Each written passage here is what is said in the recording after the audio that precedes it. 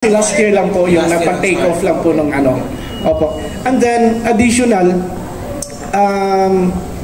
yun in CFRS registered, and dapat pala yung mga applicant ng ano ng Focus Scholar is dapat hindi sila covered with other government scholarships, no, para hindi doble. Opo. Then yun as of now ang tumatanggap sila ng mga aplikante until May 31 na lang po.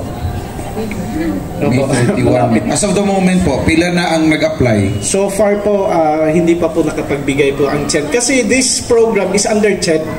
Hindi po ito ng ATI.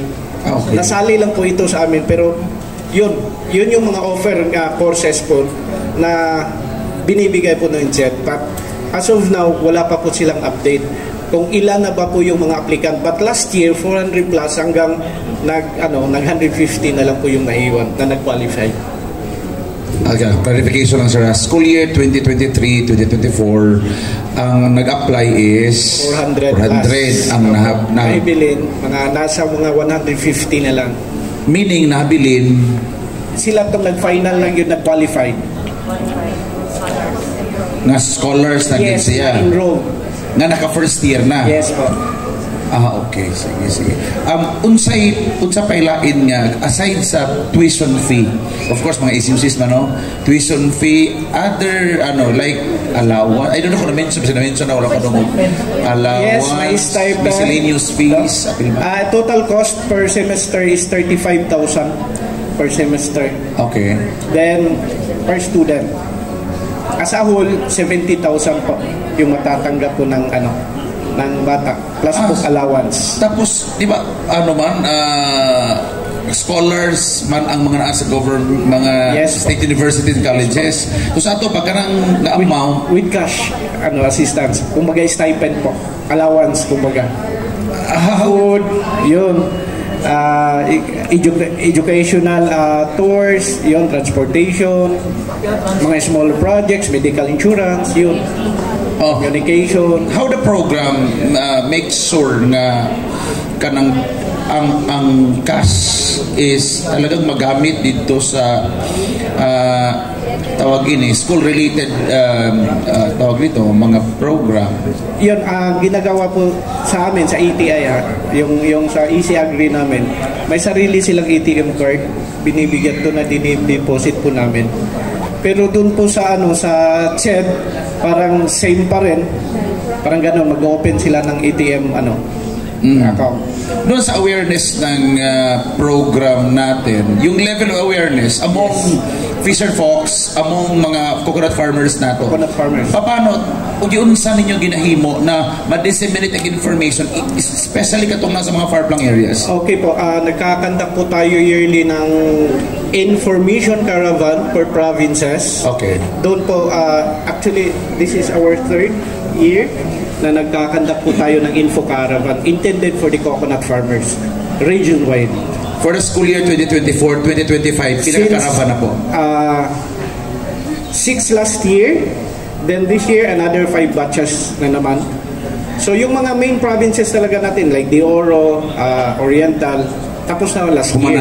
Okay. But this year, yung mga malalayo like Balot Island, like Jas, like Don Marcelino, yung mga isolated na mga areas, meron kaming 5 info caravan for them para ma-inform din sila. Last na lang, mostly ba sa mga nag-avail kadtong mga naadyo sa mga medyo bukid-bukid na mga lugar or naapo yung mga naadyo sa downtown area? Naapo sa downtown area, sir. As per data, unsa pinakadaghan?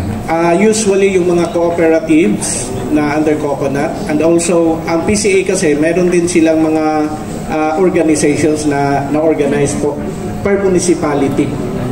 So mostly sila yung naging una. Kasi sila yung parang close doon sa ng PCA na binibigyan kagad nila ng mga form in CFRS.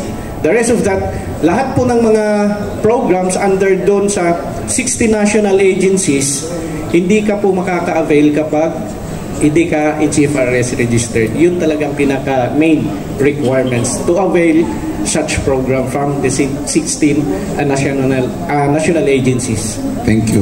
Kay Ma'am Lina lang ko, Ma'am Lina, unsa kini 4H? Yes po, 4H. Unsa kini 4H? Ang 4H is Farm Youth, Sir, Youth in Agriculture, na ang 4H na-extend sa Head, Heart, Heads, and Health. Wala na hair. Wala hair, sir. Thank you, Ma'am Lina. Welcome po. Alright, daghang salamat, no? Another question?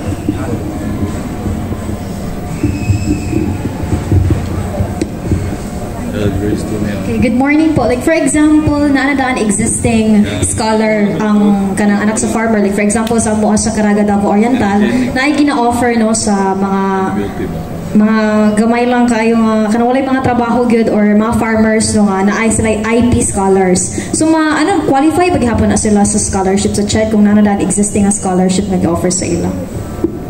Based kasi sa guidelines, pag meron ka ng not be a recipient of any government-funded financial assistance program. Government-funded? Yeah. Oh, okay. Private daw. So okay siya. Basta government, o dili siya government. Walang problema pag okay. Private, pero pag government, yun ang hindi po. Pero dili siya kanang factor na, sige, sa waitlist na lang sa ni siya, kinanaman daan siya scholarship di ay. Yes, at titingnan po din yung income po ng parents. Doon po yun. Okay, thank you.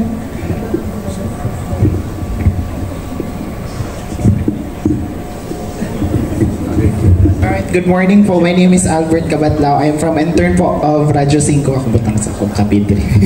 My question po is, nabatay limited slots per province po sa kanang numbers na may mong i-cater ni na scholars? Like for example, sa Davao de Oro, nalay about 10 slots, anana.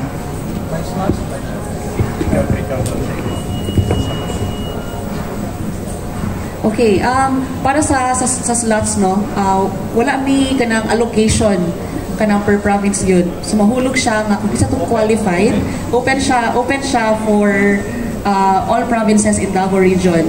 So kung sino yung pinaka